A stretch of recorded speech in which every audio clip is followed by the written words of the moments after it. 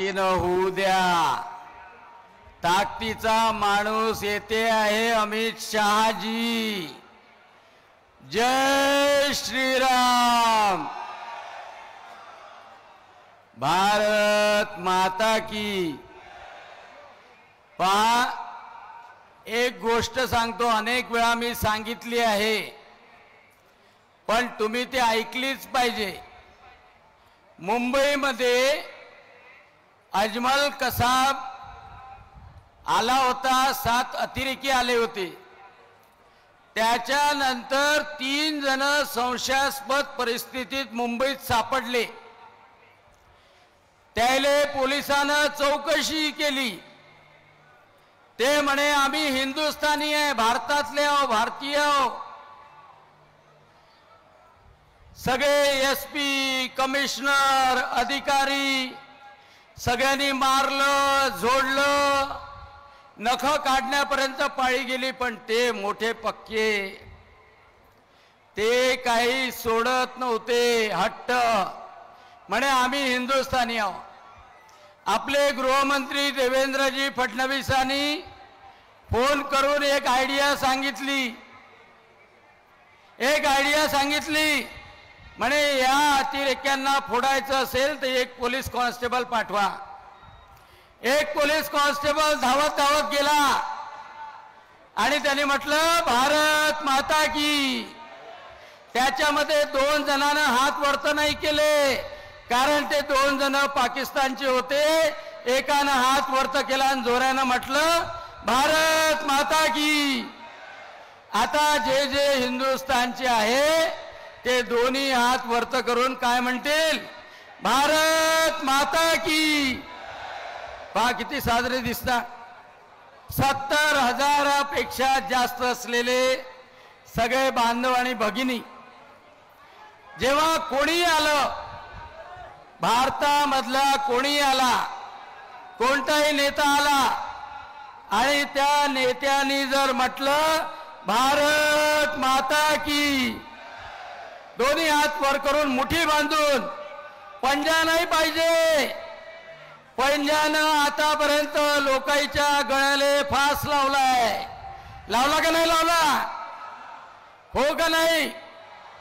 तुम्ही जोरानं बोलत जा.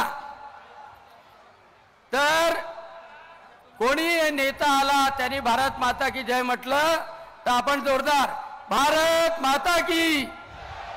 छत्रपती शिवाजी महाराज की, छत्रपती संभाजी महाराज की, भारत रत्न बाबासाहेब आंबेडकर की, भगवान बिरसा मुंडा की, लोकशाहीर अण्णाभाऊ साठे की, महात्मा ज्योतिबा फुले की, क्रांति ज्योति सावित्रीबाई फुले की, पुण्यश्लोक अहिल्या देवी होळकर की, डॉक्टर पंजाबराव देशमुख की. 26 तारखेला महत्वाचा दिवस आहे आणि त्या दिवशी आपल्या सगळ्यांच्या हातात भारताचं भविष्य आहे. त्याच्यासाठी आज भारताचे गृहमंत्री अमितजी शहा बरोबर 3:10 इथं पोहोचणार आहे. महाराष्ट्राचे गृहमंत्री उपमुख्यमंत्री देवेंद्रजी फडणवीस आलेले आहे. आणि कशासाठी आले आहे काय हे तुम्हाला विचारायला आले आहे का? 26 तारखेच्या निवडणुकीत तुम्ही मतदान करणार आहात प्रधानमंत्री निवडण्यासाठी. तर कोण प्रधानमंत्री पाहिजे? कोण पाहिजे? कोण पाहिजे? जोरदार सांगा. राहुल गांधी चालेल का? मुलायमचं पोरग चालेल का? लालूचं पोरग चालेल का? अरे इकडे चालेल का? नाही चालणार. आता तिकडे विचारतो, ममता बॅनर्जी चालेल का? नाही चालणार. कारण का तुम्ही सगळे हुशार आहात. तुम्हाला माहित आहे का हे सगळे जण देशाला खड्ड्यात टाकल्याशिवाय राहणार नाही. या देशाला पुढे नेऊ शकते असा कोण माणूस आहे? कोण माणूस आहे? 10 वर्षाच्या अगोदर 2014च्या अगोदर प्रधानमंत्री नरेंद्रजी मोदींना तुम्ही प्रधानमंत्री बनवायच्या अगोदर मला सांगा, प्रत्येक शहरात बॉम्बस्फोट होत होते का नव्हते होत? काश्मीरमध्ये आपल्या सैन्यावर दगड मारल्या जात होते का नव्हते जात? काय हो का नाही? अजमल कसाब आणि पाकिस्तानचे अतिरेकी भारतात घुसत होते का नव्हते घुसत? आता 2014ला प्रधानमंत्री नरेंद्रजी मोदींना तुम्ही निवडलं. मला सांगा कुठं बॉम्बस्फोट होतात का? मोठ्यानं सांगा. नाही तर एवढी मोठी सभा घ्यायची तर पोलीसवाले म्हणे अनोळखी वस्तू दिसली तर हात नका लावू. आता काश्मीरमध्ये दगड मारल्या जाते का? नाही मारल्या जात. आता 2 लाख पर्यटक काश्मीरमध्ये जातात. पोराचं लग्न झालं का हनीमून साठी कुठं जाते? काश्मीरमध्ये जाते. आणि महत्वाची गोष्ट तुम्हाला सांगतो, बारीक गोष्ट. 2014च्या अगोदर प्रधानमंत्री मनमोहन सिंग म्हणे पैसे पेड़ को नहीं लगते. आम्हालाही माहित होतं. भारतातलं सोनं विकायला काढलं होतं. भारतातलं सोनं विकायला काढलं होतं. पण पाकिस्तान आबाद होता. मोदीजी प्रधानमंत्री झाले, भारत आबाद झाला.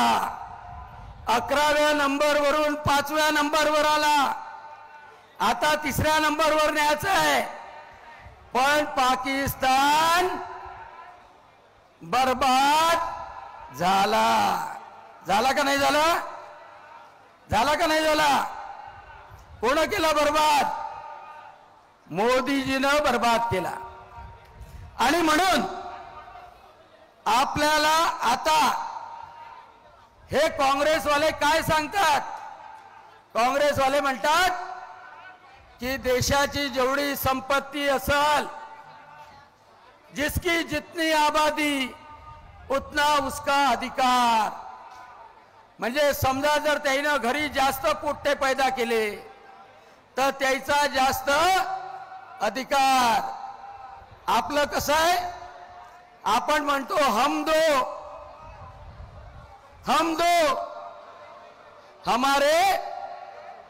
हमारे दो. ते काय म्हणतात? हम 5 हमारे 50. हम 5 हमारे 50. आता हे जर बदलवायचं असेल तर समान नागरी कायदा पाहिजे का नाही पाहिजे? हात वरती करून सांगा कोणाकोणाला समान नागरी कायदा पाहिजे. हात इकडच्या कोपऱ्यापासून त्या कोपऱ्यापर्यंत पाहतो. हात खाली करू नका. समान नागरी कायदा पाहिजे असेल तर असा हात हलवा. असा हात हलवा. सगळ्यांना समान नागरी कायदा पाहिजे. हात खाली करा. समान नागरी कायदा कोण करू शकते? कोण करू शकते? ज्यानं 370चं कलम रद्द केलं तो करू शकते. ज्यानं 3 तलाकवर बंदी आणली तो करू शकते. ज्यानं 550 वर्षापासून बाबरी ढाचा होता, तो पडल्यानंतर प्रभू श्रीरामचंद्राचं मंदिर बांधलं आणि 22 जानेवारीला प्रभू श्रीरामचंद्राला बसवलं. तो करू शकते. जय श्रीराम. तर हे कोणा केलं? हे कोणा केलं? मोदींनी केलं. आणि म्हणून मोदी समान नागरी कायदा आणू शकते. मग समान नागरी कायदा पाहिजे असेल तर 400 खासदार पाहिजे का नाही पाहिजे?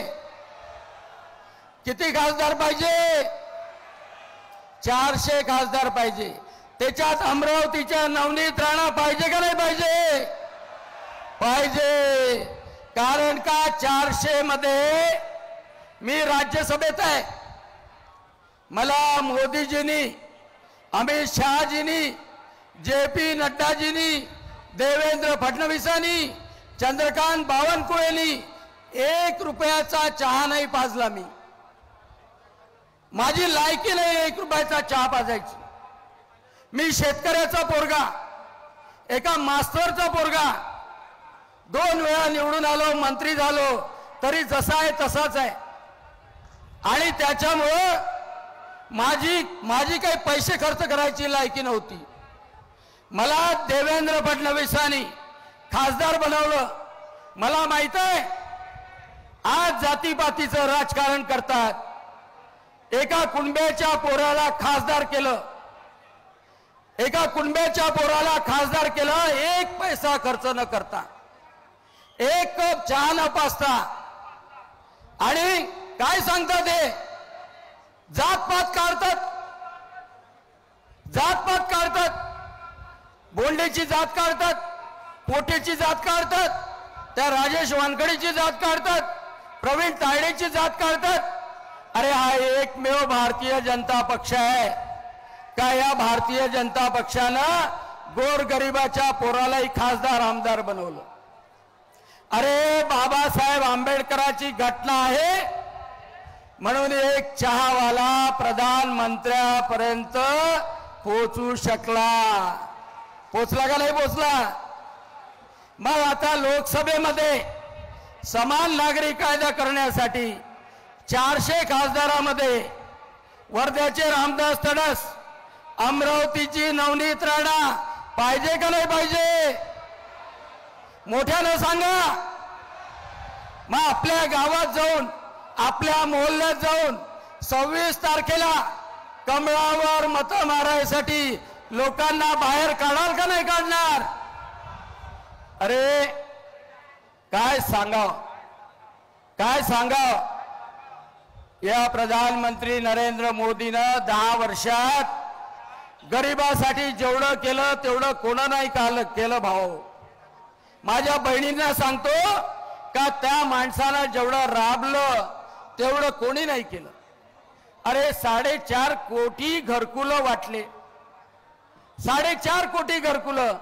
लग्न झाल्यानंतर पोरीला वाटते, त्या नवऱ्याला वाटते आपलं सेपरेट घर असलं पाहिजे. घरकुलं झाले, पावसाळ्यातही गळत नाही. स्वयंपाक करासाठी गॅस, 10 कोटी गॅसचे सिलेंडर आणि शेगड्या वाटल्या. 10 कोटी घरात नळाचं कनेक्शन दिलं.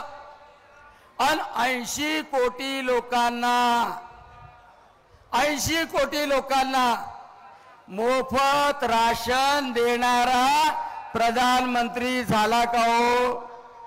झाला का? नाही झाला.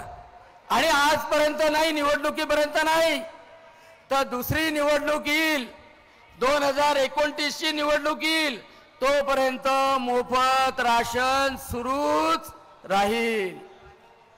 अरे शेतकऱ्यासाठी तिकडे युक्रेनचं युद्ध झालं, रशियाचं युद्ध झालं, DAPचे भाव वाढले असते, युरियाचे भाव वाढले असते. मोदीजीनं सांगितलं किती सबसिडी द्यायला लागली, किती सबसिडी द्यायला लागली, तरी फिकीर नाही. बिचारा तो शेतकरी नेता म्हणून जो म्हणते, शेतकरी नेता जो म्हणते जो नौटंकी करते, नौटंकीच्या शिवाय काही करत नाही, कधी साप गुंडाळते, कधी फटाके बांधते, पण साप काही चावत नाही, फटाके काही फुटत नाही. टाकीवर चढते पण टाकीवरून कधी पडला नाही. अशा नौटंकी बाज माणसाला विचारा, नरेंद्र मोदींनी युरियाचे भाव नाही वाढू दिले, डीएपीचे भाव नाही वाढू दिले. आवाज नाही येत का? नरेंद्र मोदींनी डीएपीचे युरियाचे भाव नाही वाढू दिले. आणि सगळ्यात महत्वाचं, स्वामीनाथन कमिशनचा अहवाल, जो अहवाल दाबून ठेवला होता शरद पवारनी, तो काढला आणि दरवर्षी एमएसपी वाढवली. आणि यावर्षी तुरीचे भाव चांगले, चण्याचे भाव चांगले, पण 3 गोष्टीचे भाव खराब होते. सोयाबीनचा भाव खराब होता, कापसाचा भाव खराब होता, संत्र्याचा भाव खराब होता. मी, नवनीतजी, रामदासजी, आमदार लोक, आम्ही देवेंद्रजी फडणवीसाकडे गेलो. देवेंद्रजींना सांगितलं की आमचा शेतकरी या सोयाबीनमुळं, कापसामुळं अडचणीत आहे आणि याच्यासाठी काहीतरी करावं लागते. तुम्ही जसं धानासाठी केलं, धानासाठी 15,000 रुपये प्रति हेक्टर प्रोत्साहन दिलं. म्हटलं देवेंद्रजी, आचारसंहिता असेल, काही असेल, पण या शेतकऱ्यांना वाचवणं आवश्यक आहे. कारण या शेतकऱ्यावर कधी गारपीट, कधी वारा धुंदाट, काय काय संकट नाहीयेत. हे तर बरं झालं देवेंद्रजींनी 6,500चे 13,000 केले गारपिटीचे. बाग बगीचा असला तर 37,000पर्यंत नुकसान भरपाई दिली आणि प्रत्येक वेळेला सर्वेक्षण होऊन ताबडतोब मदत दिली, जे उद्धव ठाकरे कधीच करू शकला नाही. पण आम्ही पुन्हा विनंती केली, सोयाबीनसाठी विनंती केली, कापसासाठी विनंती केली, की म्हटलं देवेंद्रजी, आपल्याला विदर्भातल्या शेतकऱ्याला वाऱ्यावर सोडता येणार नाही. त्या दिवशी देवेंद्रजी दर्यापूरमध्ये आले आणि दर्यापूरमध्ये आल्यानंतर महाराष्ट्राच्या उपमुख्यमंत्र्यांनी देवेंद्र फडणवीसांनी जाहीर केलं. मी आजही त्यांना विनंती करेन, ते जर ऐकत असतील, आजूबाजूला असतील, तर त्यांना विनंती करेन की पुन्हा एक वेळा ती घोषणा करा, पुन्हा एक वेळा ती घोषणा करा, ज्याच्यामुळं आमचा शेतकरी सावरला जाईल. मी ती घोषणा तुम्हाला सांगणार नाही, पण ती घोषणा पुन्हा देवेंद्रजी निश्चितच करणार.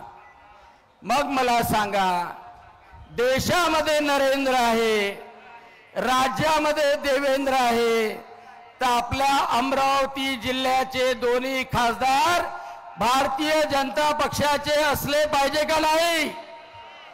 कोणाचे पाहिजे? कोणाचे पाहिजे? भाजपचे पाहिजे, मोदीजीचे पाहिजे.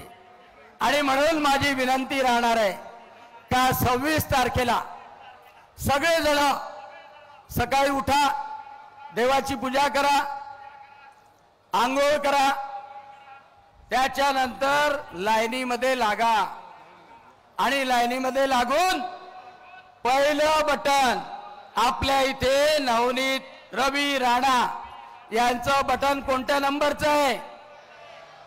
कोणत्या नंबरचं आहे? 1 नंबरचं बटन. 1 नंबरचं बटन कोणत्या मशीनवर? पहिल्या मशीनवर. पहिल्या मशीनवर 1 नंबरचं बटन. कशाचं बटन आहे? कमळाचं बटन. कमळाचं बटन आहे. ते कमळाचं बटन दाबा आणि अमरावतीला 1 नंबर करा, देशाला 1 नंबर करा. मोदीजीच्या नेतृत्वात विकसित भारत, अतिरेकी मुक्त भारत, शेतकऱ्याच्या भल्याचा भारत, महिलाच्या संरक्षणाचा भारत, जम्मू काश्मीर सगट, पाकिस्तान ऑक्युपाइड काश्मीर घेणारा भारत, तो पीओके आपला झाला पाहिजे. तो भारत 2047 मध्ये विकसित भारत असलेला भारत निर्माण करण्यासाठी प्रत्येकानं मोदीजीचा नमस्कार घरोघरी पोचवा एवढी विनंती करतो आणि माझ्या शब्दांना विराम देतो।